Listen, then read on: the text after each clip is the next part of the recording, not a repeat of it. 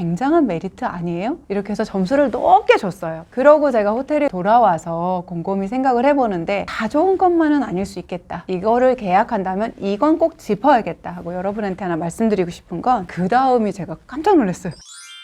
제가 최근에 하와이 다녀왔잖아요. 하와이 부동산, 미국 부동산, 에이, 난 관심 없어. 그냥 나갈래 하시는 분. 에이, 물론 당장은 우리가 어떻게 미국 부동산에 투자합니까? 그렇지만 10분 안팎인 영상 한번 들어와 두세요. 그러면 하와이 재개발이 어떻게 되는지, 그리고 지금 미국 내 부동산을 일본 사람들이 팔고 있다는데 왜 그런지, 그리고 지나이스가 사러 가서 과연 계약은 하고 왔는지 얘기 한번 들어보시고, 앞으로 여러분의 어떤 자산관리 측면에서 한번 그냥 이런 것도 있더라 하시다가 혹시 알아요? 하와이에서 제일 좋은 다이아몬드 헤드뷰 나오는 콘도 사시게 될지. 저는 분양사무실도 아니고 아무것도 아니에요. 제가 먼저 한번 알아보고 투자를 하게 되면 먼저 투자를 해보고, 지나이스가 가봤더니 진창길이더라. 그럼 들어오지 마시고, 가봤더니 꽃길이더라. 그럼 따라오세요. 제가 솔직하게 전해드릴게요.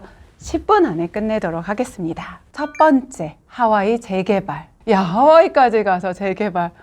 맞아요. 진짜 좋은 곳은 재개발합니다. 제가 가본 곳 여기 사진 지금 몇 장 올려드릴게요. 딱 봐도 재개발 지역이죠. 그죠? 공사하고 있고, 보시는 그 사진 중에서 되게 키가 낮고 저층인 물류센터로 쓰던 그런 곳이 제가 이번에 가서 매수하기로 했던 콘도라고, 이제 콘도로 바뀌는 거예요. 콘도? 설악산에 있고 여행 갔을 때 쉬는 그 콘도가 아니고요. 미국에서 콘도라고 부르는데 우리나라에서는 주거용 오피스텔하고 가장 비슷한 것 같아요. 베란다라는 거 따로 없고, 아니면 베란다가 있어도 샤시하지 않은 외곽으로 이렇게 나가서 테이블 하나 정도 놓는 그런 발코니 정도 있는 그런 느낌의 그냥 주거용 오피스텔 같더라, 이렇게 생각하시면 되고요. 그런 거를 분양을 받는 경우 실거주할 수도 있고 임대를 줄 수도 있어서, 제가 제일 먼저 가본 곳에서는 재개발하는 지역이 이렇게 보여서 하와이 재개발하는 곳, 그곳에 새로운 콘도들이 지어지더라. 제가 제일 먼저 봤던 콘도에서 찍은 사진이고요. 그 제일 먼저 본 콘도가 가격도 꽤 높고 입지가 꽤 좋았는데, 저한테 소개해 주신 에이전시 분 굉장히 솔직하더라고요. 지금은 이렇게 오션이, 바다가 살짝 사이드로 보이는데 아마 이것도 이제 곧 막힐 거다. 재개발이 속속 되면서 뷰가 막히기 때문에 가치가 떨어질 그런 물건이다. 매수하시더라도 알고 사시라. 이렇게까지 솔직히 말씀을 해주시더라고요. 아마 그래서 내놨을 수도 있어요. 가치 떨어지기 전에 매도하고 싶으니까. 이런 부분들이 한국하고 너무 똑같지 않아요? 뷰가 영구뷰로 바다가 나왔는데 어느 날 한가운데 50층짜리, 70층짜리가 들어오면서 내 뷰가 없어진다. 영구뷰가 아니다. 그럼 몇 억씩 뚝뚝 떨어집니다. 한국도 하와이도 마찬가지예요. 꼭 관광지가 아니더라도 우리가 매일 사는 아파트에서도 마찬가지죠. 제가 이번에 하와이 부동산 가서 알게 된 거 두 번째, 일본 사람들이 하와이 부동산을 팔고 있더라. 미국이 망하려고 그러나? 빨리 팔고 튀려고 그러나? 이유가 뭘까요? 제가 두 번째로 봤던 콘도는 처음 봤던 콘도보다는 약간 좀 가격이 저렴한, 그래도 한 20억가까이 하는 그런 콘도였는데, 일본 사람들이 물건 잘 안 내놔요. 그런데 일본 사람들이 내놓는 콘도는 사실 굉장히 좋은 물건이에요. 관리를 잘해서 일본 사람답게 깐깐하게, 그게 아니고 처음부터 좋은 걸 분양받는 거죠. 일본 사람들은 뷰가 좀 더 잘 나오고 층이 좋다 싶으면 가격 상관없이 무조건 좋은 걸 분양받고 잘 안 판단 말이죠. 그런데 이번에 왜 파냐? 미국에 우리가 모르는 뭔가 안 좋은 이슈가 있나? 아니, 그게 아니고요. 지금 엔저 형산이 계속되고 있죠. 그것 때문에 그래요. 비싼 달러로 쳐주는 미국 부동산 팔아서 지금 도쿄 내 부동산 많이 저렴하죠. 달러 가치 대비 엔화가 싸니까. 그렇게 해서 다시 도쿄에 빌딩 사거나 집을 사신다는 얘기예요. 이게 공통적인 얘기입니다. 제가 만난 그 일본인, 그 주인분이 오셨어요. 원래 남편이 쓰던 콘도였는데 지금 이제 일본으로 돌아가셨고 비어 있는 거예요. 돈 있는 사람들은 달라요. 그 콘도 한 달 관리비가 150, 200? 이거 어지간한 진짜 좋은 오피스텔 월세 아닙니까? 그게 관리비. 근데 그런데 그냥 비워 놓는 거죠. 근데 그 콘도 같은 경우는 한 달, 두 달씩도 이렇게 렌트를 줄 수 있는 그런 콘도였어요. 제가 그래서 보러 갔던 거거든요.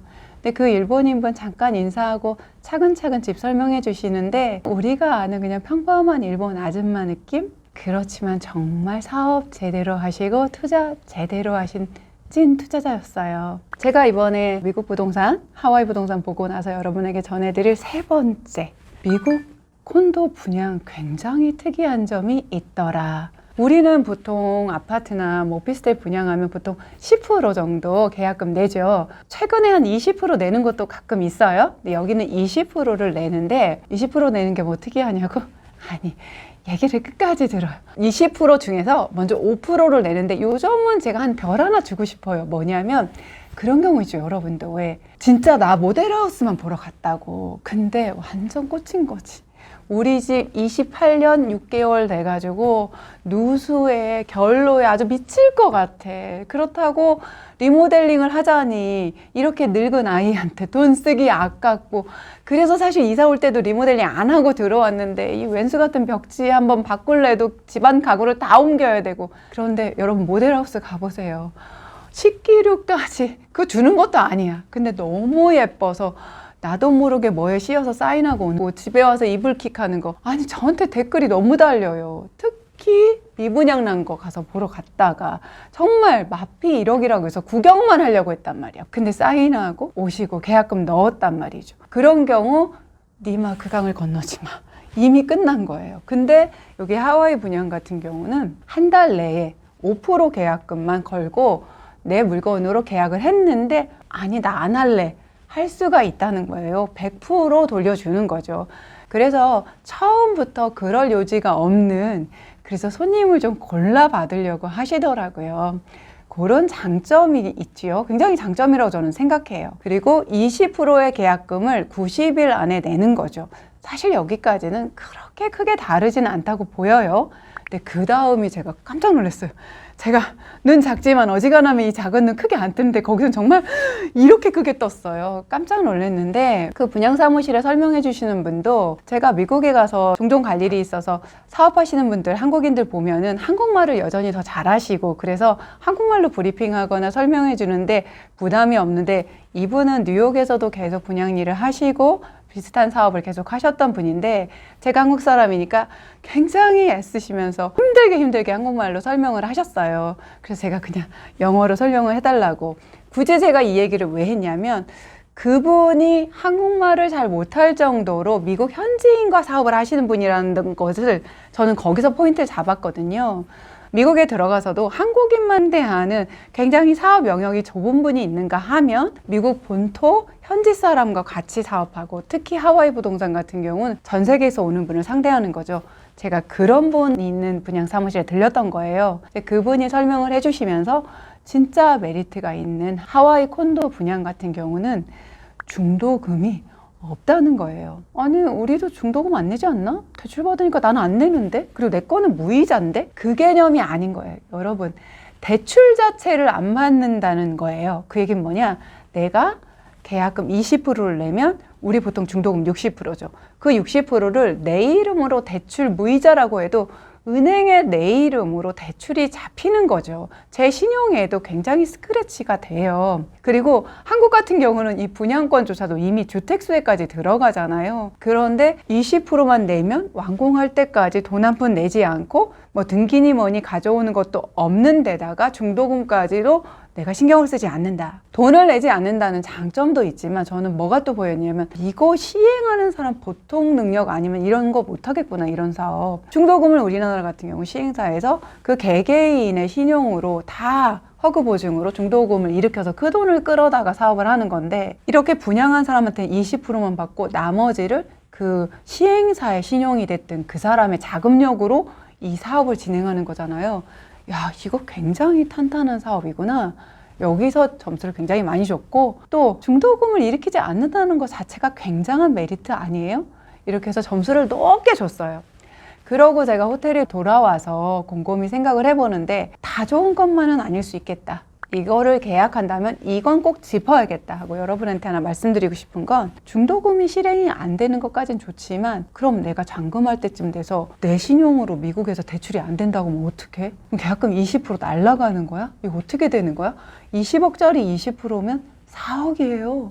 적은 돈 아니거든요. 그래서 이런 부분들을 혹시 분양을 받고 싶다. 그러면 처음부터 그 분양사무소에나 그다음에 이렇게 연결해주는 그 에이전시 분에게 그 미국 은행에서 대출받을 수 있는 이런 모든 능력이나 이런 것까지 좀 검증을 하지 않고 함부로 분양받으면 나중에 힘들 수 있겠다 이런 생각이 전 들었어요. 그래서 여러분하고 이 인사이트 나누고 싶고 또 그 분양사에서 이제 얘기해 주신 거는 해외에서 투자 들어오시는 분들 같은 경우는 이걸 분양 받았다가 입주할 때쯤에 그냥 바로 파시고 분양권 상태로 새로운 것도 저 좋은 거 분양 받고 이렇게 하신다 이런 얘기를 또 해주셨어요. 마지막 지금 좋은 얘기 많이 하고 좀 신경 써야 되는 얘기 했는데 진아이스 너는 그럼 가서 계약하고 왔니? 궁금하시죠? 계약 안 했어요. 원래부터 바로 매수하러 간 거 아니었어요. 제가 연결해 주시는 에이전시 분에게도 사실 이 부분을 말씀을 드린 게 사실 한두 푼 하는 것도 아닌데 저는 특히 제가 늘 뭐라 그래요? 길바닥에서 부동산 배웠다고 했잖아요. 안 보고 와서 어떻게 계약을 할 수가 있겠어요? 그날 가서 하와이 한번 가기 힘드니까 20억, 30억짜리 하는 거를 두 번, 세 번 가서라도 검증해야죠. 그래서 저는 직접 그 표시되어 있는 입지 말고 현장 가서 직접 봐야죠. 진짜 오션뷰가 바닷가처럼 표시되지만 어차피 빌딩들에 가려서 안 보이는지 그리고 현지에서 최고로 치는 다이아몬드 헤드뷰가 진짜 나올 만한 위치가 맞는지 아닌지 제가 가봐야 되지 않겠어요?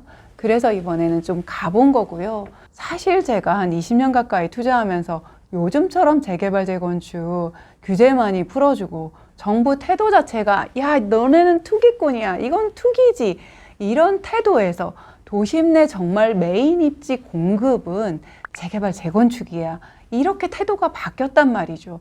그래서 최근에는 왜 재건축 안전진단을 우리 집이 그럼 안 안전하고 부서지게 생겼으니까 재건축하는 거야 이런 컨셉이 문제가 있다 해서 사실 부서질 정도는 아니어도 녹물나와 결로에 누수에 도대체가 못 살겠어 이 정도 되니까 새로 지어야 돼 이런 개념으로 좀 바꾸자 해서 재건축 안전진단에서 재건축 진단으로 바뀌잖아요.